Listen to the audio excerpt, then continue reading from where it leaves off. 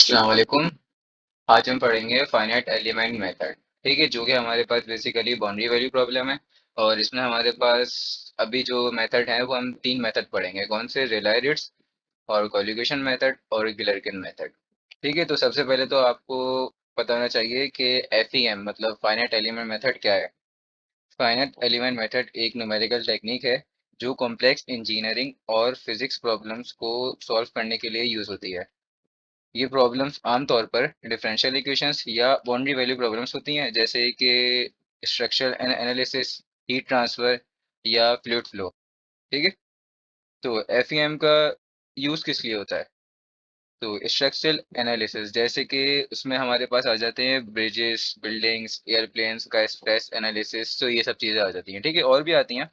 उसके अलावा heat transfer हमारे पास क्या आ जाता है? टेम्परेचर डिस्ट्रीब्यूशन इन इंजन्स और इलेक्ट्रॉनिक्स में। ठीक है, उसके बाद फ्लूइड डायनेमिक्स में हमारे पास क्या आता है? फ्लो ऑफ लिक्विड्स और फ्लो ऑफ गैसेस। ठीक है, उसके बाद क्या आ जाता है हमारे पास? इलेक्ट्रोमैग्नेटिक्स में हमारे पास आ जाता है इलेक्ट्रिक फील्ड्स या मैग्नेटिक फील्ड्स का एनालिसिस। ठीक है, और इसकी आपको एक और ख़ास बात बता सकें कि भई यहाँ पे जो मैंने लिखा हुआ है, आप देखो यहाँ पे मैंने लिखा है बाउंड्री वैल्यू प्रॉब्लम। ठीक है, तो ये बाउंड्री वैल्यू प्रॉब्लम मैंने क्यों लिखा है? ये हमारे पास बेसिकली बाउंड्री वैल्यू प्रॉब्लम्स होती हैं। ठीक है, अब आपको बताना चाहिए कि भाई बाउंड्री वैल्यू प्रॉब्लम्स क्या होती हैं। तो बाउंड्री वैल्यूज प्रॉब्लम्स इसमें मतलब क्या, चलो मैं आपको लिख के दिखा देता हूँ।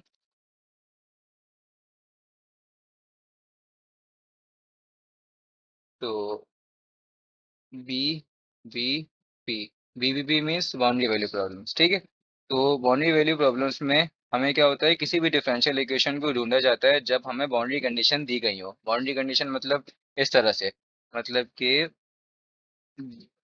y की वैल्यू हमारे पास है 2 जब x है 0। ठीक है, जब x है हमारे पास 0 तो y की वैल्यू क्या है? 2। और हमें एक बाउंड्री बता दी कि जो चल रही है कहाँ तक?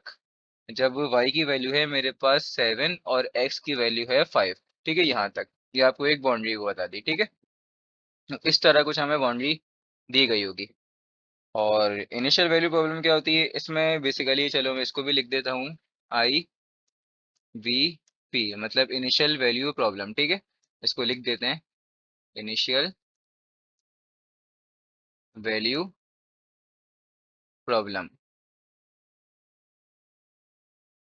ठीक है, तो इसमें बेसिकली सॉल्यूशन जो ढूंढा जाता है ना, जब इनिशियल कंडीशन हमें दी गई हो, यानी हमें सॉल्यूशन को, आपके पास इस तरह का कुछ सॉल्यूशन दिया हुआ है। ठीक है, आपके पास इस तरह का कोई सॉल्यूशन दिया हुआ है और उसमें आपको स्टार्टिंग पॉइंट दे दिया है, सिर्फ स्टार्टिंग पॉइंट ये दिया हुआ है। ठीक है, इस तरह का कि हमारे पास y की वैल्यू है 1 जब x है 0। समझ गए? और ये हमारे पास मेन क्वेश्चन। और इस तरह का हमें अगर इनिशियल वैल्यू प्रॉब्लम हमें यहाँ पे मतलब स्टार्टिंग पॉइंट दिया जाएगा ना, तो समझ लो ये क्या होता है? Initial value problem. ठीक है, इनिशियल वैल्यू प्रॉब्लम से आप डिफरेंशियल इक्वेशन सॉल्व करते हैं और आपको स्टार्टिंग पॉइंट पे फंक्शन की वैल्यू पता होती है, अभी जो बात मैंने आपको बताई। ठीक है, अब आप एक अगर छोटा सा एग्जांपल चाहिए तो ये लो, मैंने अभी वैसे सामने लिखा है, और एक और एग्जांपल चाहिए तो आप इस तरह से देख सकते हो। हमारे पास जैसे कि लिखा हुआ है d y upon d x is equals to 3x square.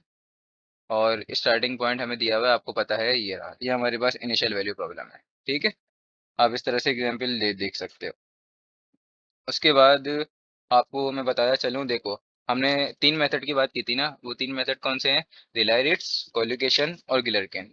ठीक है, अब ये तीनों के तीनों हमारे पास क्या है? बाउंड्री वैल्यू प्रॉब्लम है। बाउंड्री वैल्यू प्रॉब्लम मतलब with in a boundary value हमारे एग्जैक्ट सॉल्यूशन के कितना करीब है एक क्लोज रूम में। ठीक है, तो इसका मतलब ये होता है बाउंड्री वैल्यू प्रॉब्लम का।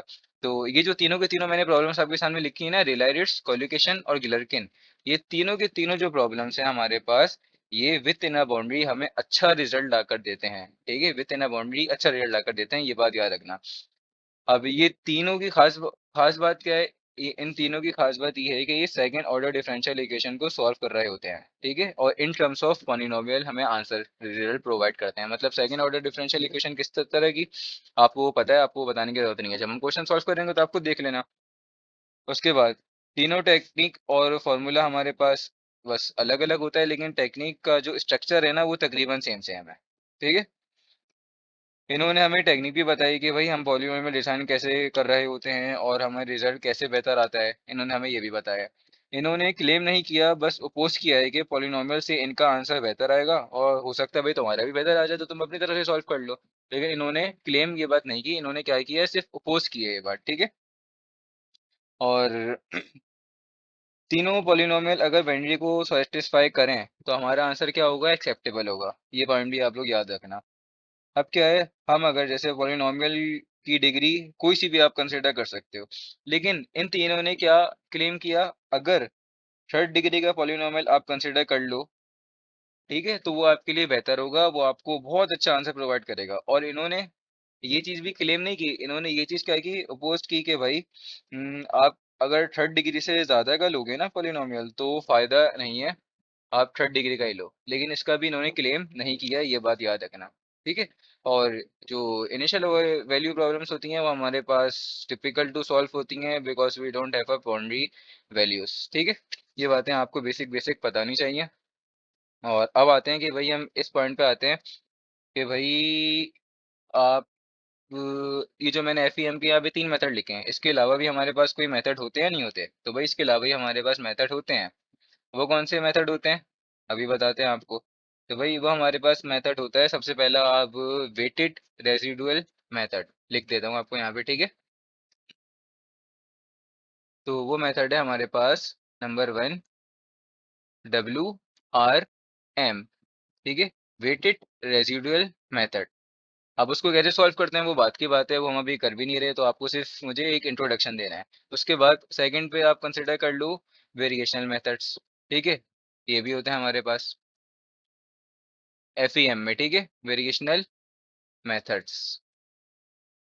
सिर्फ यही 3 नहीं है जो मैंने ऊपर लिखे हैं, इसके अलावा भी और मेथड्स हैं जो कि मैं आपको लिख के दिखा रहा हूँ, ठीक है। और इसमें हम क्या करते हैं, वेरिएशनल मेथड्स में भाई हमारे पास इसमें मिनिमाइजेशन ऑफ एनर्जी प्रिंसिपल्स होते हैं और हमारे पास हैमिल्टन प्रिंसिपल होता है, ठीक है। और इसके बाद होता है हमारे पास स्पेक्ट्रल मेथड, स्पेक्ट्रल मेथड्स, ठीक है, स्पेक्ट्रल मेथड्स होते हैं उसके बाद हमारे पास। और उसके बाद मैशले मेथड्स होते हैं, ठीक है, मैशलेस मेथड्स। और इसको हम कहते हैं एक तरह से मॉडर्न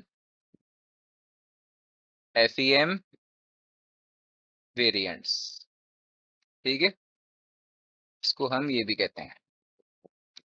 इसमें आप अगर और ज़्यादा पढ़ना चाहो तो स्मूथ पार्टिकल हाइड्रोडायनेमिक्स एसपीएच पढ़ सकते हो और एलिमेंट फ्री गिलर्किन ईएफजी मेथड पढ़ सकते हो, ठीक है। तो अब आते हैं, हम उन तीनों मेथड की बात करते हैं जो यहाँ पर हमारे पास आई है, ठीक है। अच्छा, इसमें सबसे पहले मैंने लिखा रिलाई रेट्स, फिर लिखा कोलिगेशन, फिर लिखा गिलर्किन। तो आपको ये बात पता नहीं चाहिए, जो रिलाई रेट्स है इसकी सबसे ज़्यादा बेस्ट एक्यूरेसी हमारे पास होती है, ठीक है। इसकी क्या होती है, सबसे ज़्यादा इन दोनों में बता रहा हूँ बेस्ट एक्यूरेसी है। लेकिन मसला क्या है, ये टिपिकल टू सॉल्व है, मतलब थोड़ा मुश्किल है इसकी सॉल्विंग, ठीक है। और कॉल्युगेशन, कॉल्युगेशन की जो हमारे पास एक्यूरेसी है, तो वो ये आप समझ लो कि नॉट गुड। कुछ कंडीशंस होती हैं जिस पर हमारे पास तीनों की एक्यूरेसी बेस्ट हो जाती है, लेकिन जो मैं आपको बता रहा हूँ वो आपको एक तरीके से एक एवरेज बता रहा हूँ, तो इसकी क्या है, नॉट गुड। और सब, लेकिन सबसे इजी यही है, तो यहाँ पे हम लिखेंगे इजी टू सॉल्व, ठीक है। और उसके बाद आते हैं गिलर्किन पर। गिलर्किन आप ये कह सकते हो कि इसकी एक्यूरेसी अच्छी है, तो आप इसको कह सकते हो गुड एक्यूरेसी, ठीक है। लेकिन क्या है, सबसे बेस्ट इसकी है, फिर आप कह सकते हो इसकी गिलर्किन की, तो गुड एक्यूरेसी।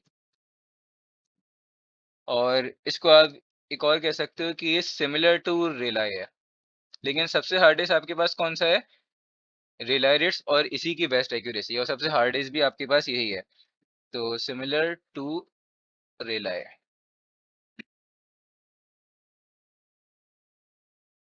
ठीक है।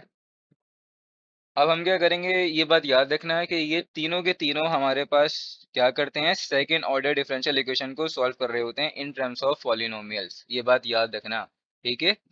ये पॉइंट मेरा याद रखना जो मैंने पॉइंट कहा है।